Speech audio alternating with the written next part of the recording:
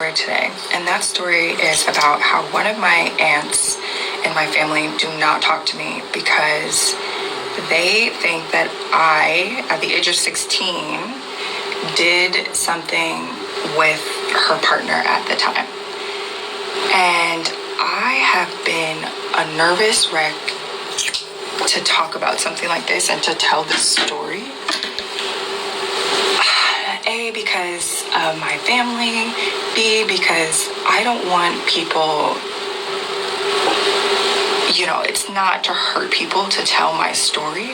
But at the same time, I've been working through this so much in therapy, and this is something that goes way deep to my core in terms of worthiness and how I feel about myself. And it's been such a journey. And it's that moment of my life where I have to fully confront it and face it and talk about it, but talk about it because I also want to shed light for the women and the men and anybody who has gone through something like this, where you were underage and something in that sort of manner happened in terms of that sort of word of abuse. And I feel like I have to be careful with what I'm saying here because I don't want to be banned from talking about these situations, but also we kind of have to talk about it. I'm also not very good at storytelling, and I'm new to all this, and I'm also trying to get ready at the same time and tell a story. And I feel like the story is quite complicated and detailed, so bear with me here. But yeah, so one of my aunts does not talk to me because I guess she felt like I did something with her partner at that time.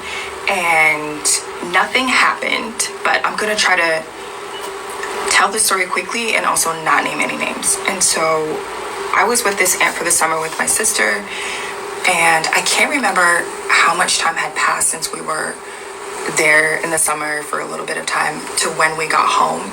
And when I think it was my stepmother was going through my phone and she found this conversation, this sort of conversation, and she showed it to my dad, and my dad called that aunt and we spoke about it and we talked about it a little bit. And I remember it was just a lot of emotions, it was a lot going on. I was 16 at the time and I'm 32 now. I had to think about that. I'm 32 now. And so, oh my God, it's been 16 years. This is wild. Anyway, okay. So yeah, my aunt was there for me. She was very kind and very nice. Was like, I'm so sorry that this happened to you, blah, blah, blah, blah. And not blah, blah, blah, but she was very kind and it just felt safe, But then as the years had gone by, it's that mood and that assumption that I didn't do anything because I was a child was not that assumption anymore. And it boggles my mind because it was wait, but if it happened or if it was true, then that would make him, and you're okay with that? That's what you would like to hear? And I will just never forget how when I got older, I just realized that I really had to take the time and go back to that part of my life and understand how much feeling of I didn't matter, that I was unworthy. It just felt like love from my family was just cut off and gone. And you're like, but wait, that guy? And it made it even worse because it was wait, this guy that was doing this to you on TV? And it's kind of cohorts in the same spirit of what was happening not in the same cohorts, in the same spirit, but like, you know,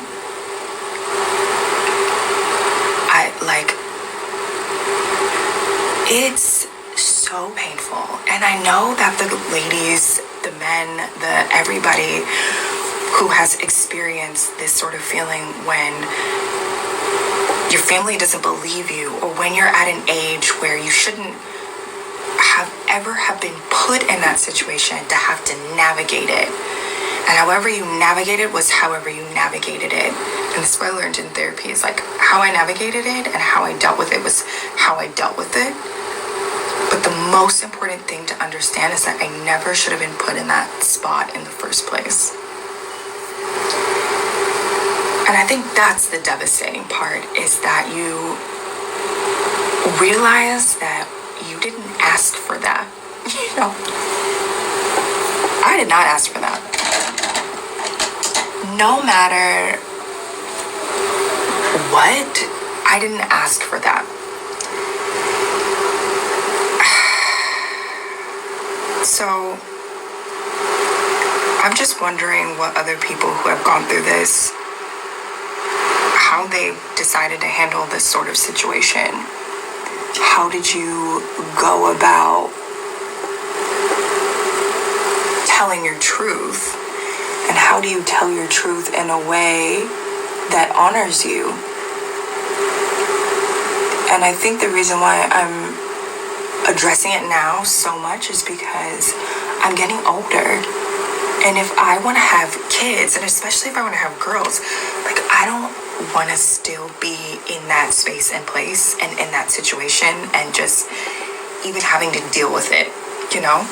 And so next year I'm planning to go to the US, and I'm planning to like confront a lot of things, because my sister passed away. Like, I fled the country because I was needing to save my own self and my own life.